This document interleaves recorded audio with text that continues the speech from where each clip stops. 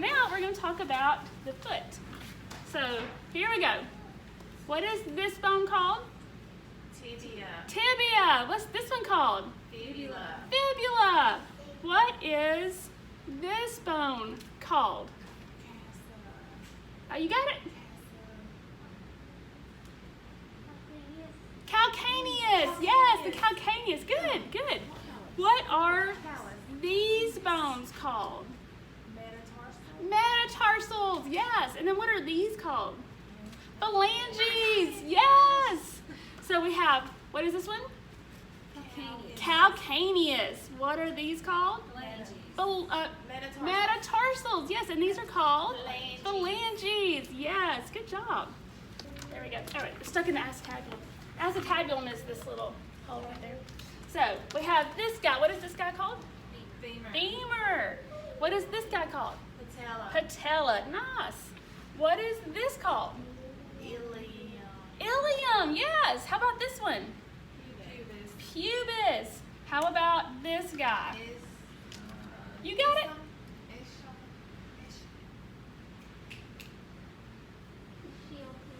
Ischial tuberosity. Yes, the ischium, the ischial tuberosity. Oh, Madge lost her hair. That's okay. Madge doesn't need hair right now. So, does anybody know what this bone is called? The coccyx, yeah. And let's go up the spine here. So, how many fused vertebrae do we have on the coccyx? Does anybody know? Ooh, on just the tailbone.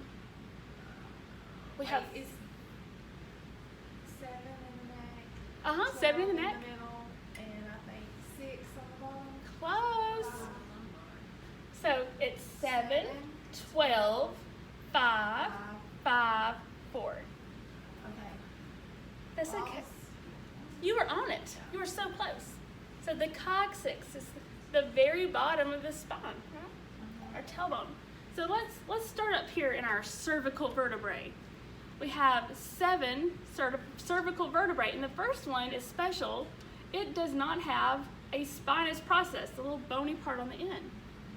So we have C1, C2, 3, C4, C5, C6, C7. So anytime you hear somebody talk about their MRI results, or they're like, I have a bulging disc at C5, then you know that that's where it's at, right?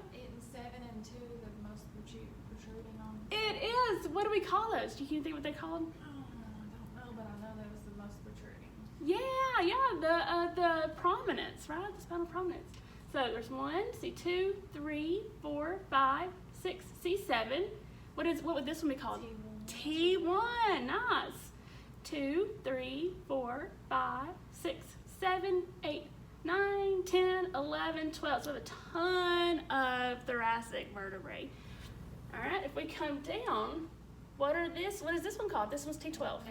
L1, nice. There's L1, 2, 3, 4, and there's L5. What is this called? That's okay, it's, huh? S1. Say it like you mean it.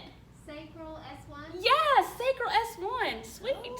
Right? She's On it. She's so S1. And how many fused vertebrae do we have in our sacrum?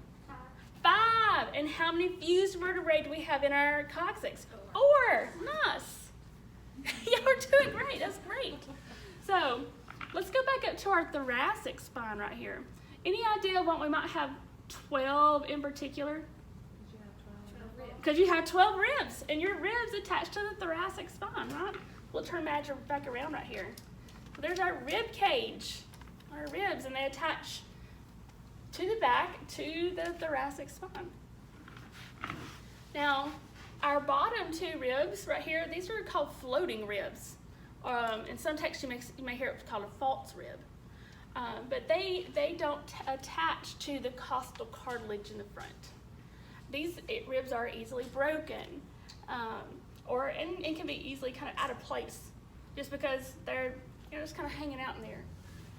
If we come back up this way, so that costal cartilage all comes up and makes up this bone right here. Can we think of what that bone's called?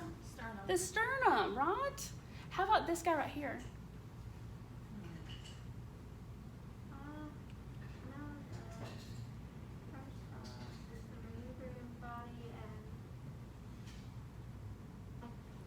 it, the xiphoid process. Xiphoid process. It starts with an X, xiphoid process. And that's really important to know in massage therapy because you don't want to mash on that guy because it can be easily broken, right? And if you're putting a lot of pressure right through here, you can crack that little guy. We don't want to do that. It's no fun. So, and you're absolutely right, Suzanne. We have, what is this called? Manubrium. Manubrium. And this one is Body. the body of the sternum, and this one is Xiphoid process. xiphoid process. Nice. Any idea what this is called? That is called your clavicle. It is your clavicle. Yes, your clavicle. What if we go around this way? What is that guy called? Scapula. Scapula. Yes.